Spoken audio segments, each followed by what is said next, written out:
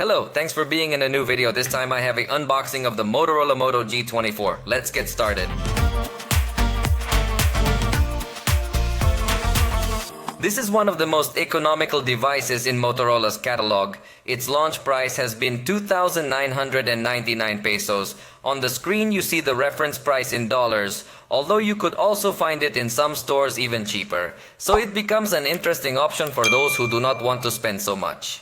In the box we highlight that it will have virtual RAM, 50 megapixels in its camera with a macro camera, and Dolby Atmos with 90 Hz screen and stereo sound. So, it's good in this regard. Let's take it out of the box. Straight away we find the device and a sticker highlighting exactly the same parameters that we already saw on the box. So let's remove this sticker. As usual, Motorola includes the case on the device, but let's remove it so we can take a look at its design, which in this case is in the green edition. It's very nice. It has a small subtle relief for the camera module. It looks minimalistic but very nice. Let's turn it on while we see what else comes in the box, because I was already showing you that it comes with the case, which is totally transparent and totally flexible. It's a simple case, but in the price range it's very appreciated that it comes included. What else will we find? Well, we're going to find the usual paper here. And finally, we will also find the key to remove the SIM card tray. And finally, the charger and the cable. In this case, we're talking about a simple charger. It is 20 watts, although possibly the device supports 15 watts charging. Generally, Motorola includes chargers that are a bit more powerful than what the device supports. And as you notice, it comes with USB-A on one side. And obviously the cable will have USB-C on the other side. That's everything that comes included in the box. So let me put all of this away and I'll get back with you to look at the cell phone specs.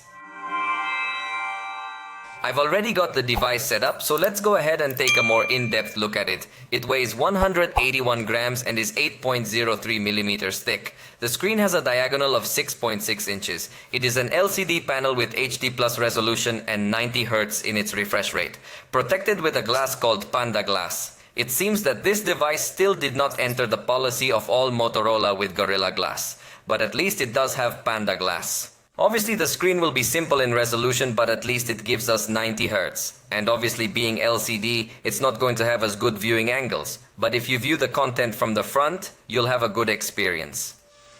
The front camera is 8 megapixels with f-aperture 2.0. And as usual, here's the preview before taking the picture. It looks completely burnt sky, but it does have automatic HDR. So note that the result is quite good. It does process the information very well. It got the blue sky and the clouds perfectly well. The shadow area also comes out very well lit. Honestly, I found it to be a camera that exceeded my expectations considering the price that this device has. And for the back, we find 50 megapixel camera with f1.8 aperture. Autofocus but without optical stabilization. And then macro camera nothing more than 2 megapixels with f-aperture 2.4 and fixed focus.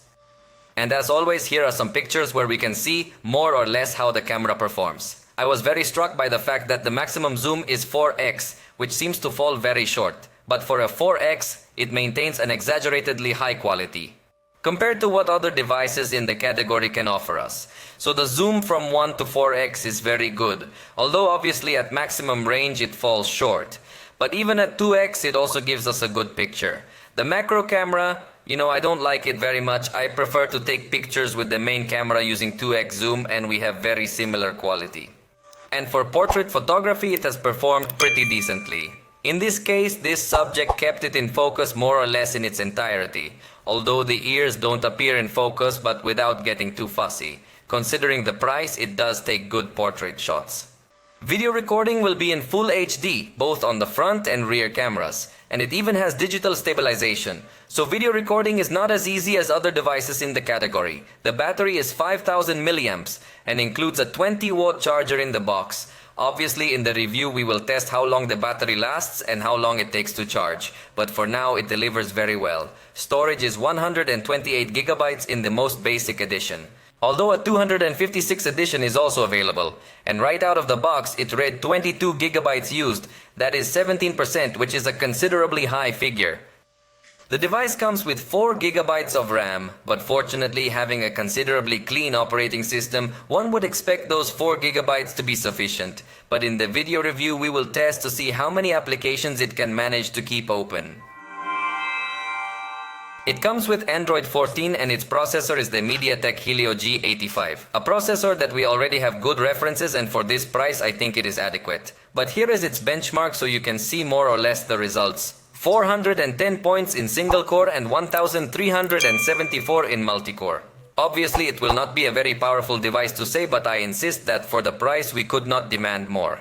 In the case of Antutu it reaches 259,893 points, confirming that we are not in front of an exaggeratedly powerful device. But in the video review, we will have many more tests where we will demonstrate whether it is a powerful enough device for you or not. For now, we have reached the end of this video. If you liked it, you know you can tell us about it, and we'll see you next time.